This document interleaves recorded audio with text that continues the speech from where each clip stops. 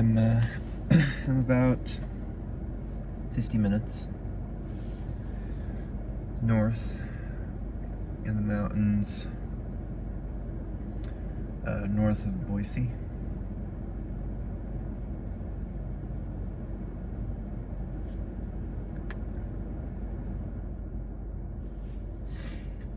I found a pull-off for the night. It wasn't the one I wanted because there was one by the river over here that had good reviews, but I wasn't able to find it. I don't think it's plowed.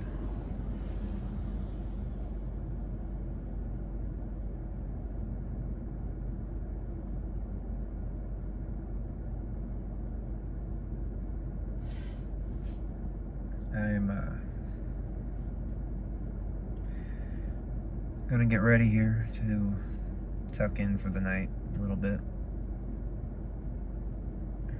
and get ready to go to bed. I think that I might make some tea.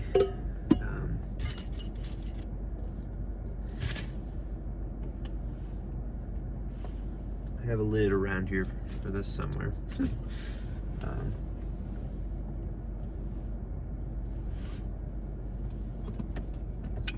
There you are. Yeah. A little ground never hurt anyone.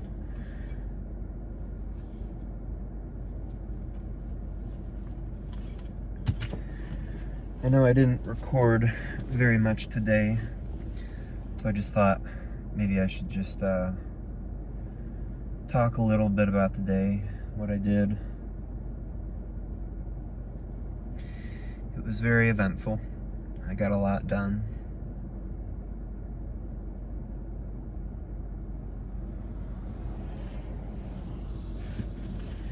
It was about a 50-minute drive up here. And before that, I spent a few hours in a Starbucks. I charged up my phone, charged up my backup battery.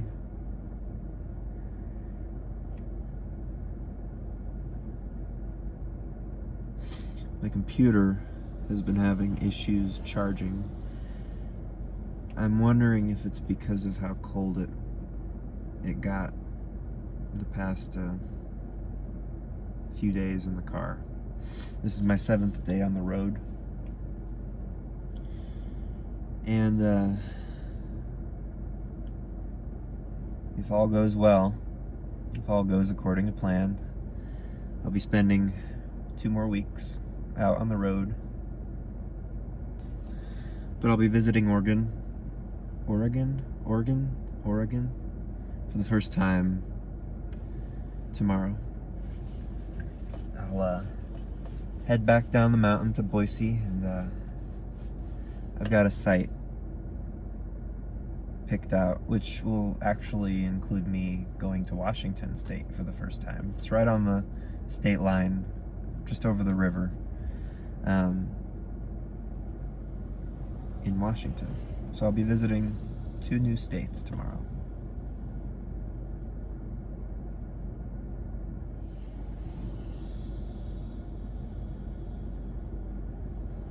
The day has gotten me quite a bit riled up, I think. At least just sitting in Starbucks, thinking about just the rest of this trip. I don't know. It's probably not even just the rest of this trip. I'm enjoying being out here a lot. Like, it's not often that I get to do road trips like this. And there's just a certain amount of freedom that comes with where do we want to go today, and what do we want to do. Do we want to sit around? Do we want to make tea? Do we want to go take a hike? And that's just really fun to me.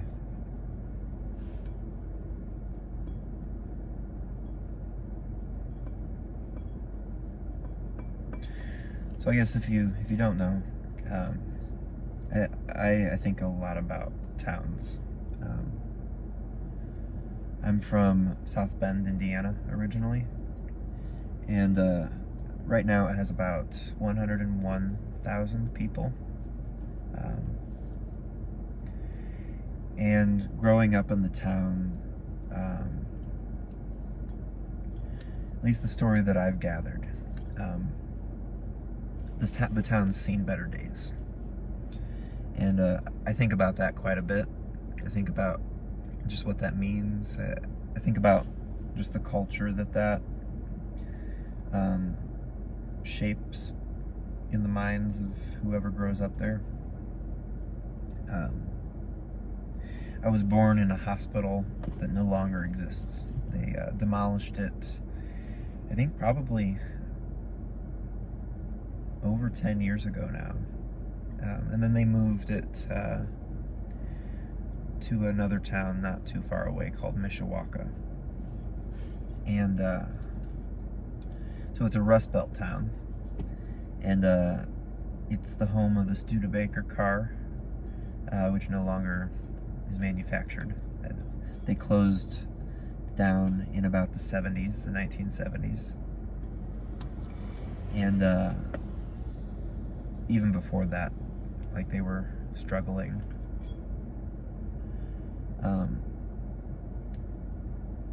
But it's my understanding that a lot of South Bend,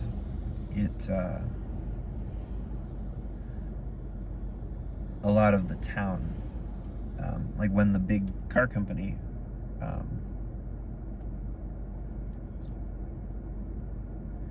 when people rely on that big car company or that big company for jobs, and then that company goes under, the town just sort of collapses. And like, there's a lot of different things that were in the town that played a role in making the car. And it's also not entirely the car that made the town. There were a lot of other. There used to be a South Bend Lathe company. There used to be a South Bend Watch company.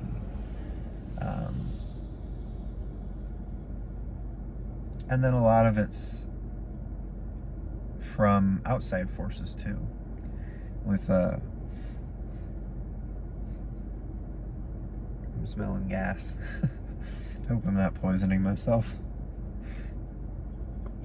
A lot of outside forces with moving jobs overseas, and it's nothing that I fully understand, and there's a lot of takes on it,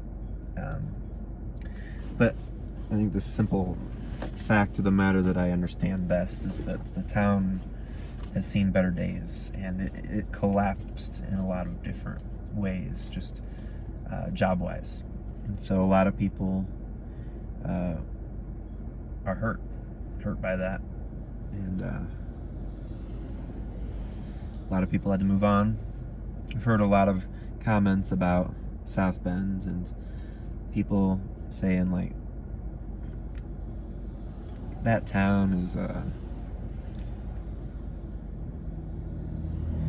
don't know. I've heard a lot of comments. You could probably imagine the comments for yourself.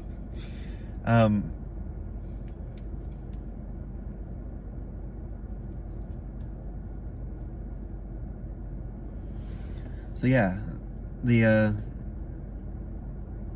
are past generations in South Bend that are very hurt by their towns falling apart, or their towns unraveling. And a lot of people are born into that. A lot of people are born into that story, and they don't fully understand it. But they're told that their town is this or that. All that being said, there is a lot of hope in South Bend. There are a lot of people who are trying to make the town into something else, something better, something hopeful. They're holding on to a better narrative, or maybe they're just holding on to the tension of a narrative which accepts the reality of the past and embraces a new reality for the future. And that's a hard space to be in.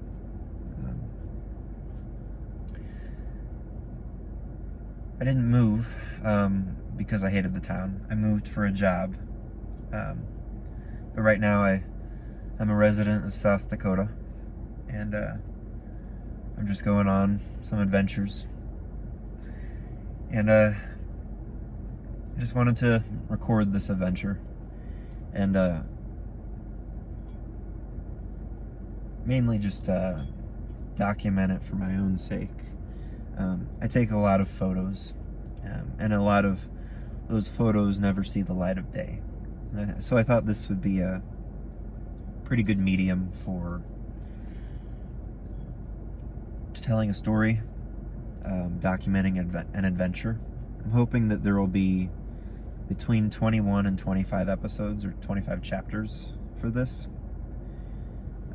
journey. This is day 7 or chapter 9, and yeah, I've got quite a ways to go, but it's been very fun so far.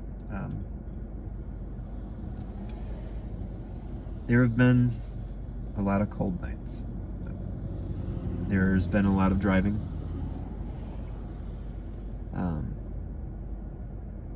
I checked it while in Starbucks. It said that it would take me about a day and a half to drive back to South Bend if I wanted to drive back to South Bend, and that's just very that's pretty far. I'm closer to the Pacific than I am to my place of birth.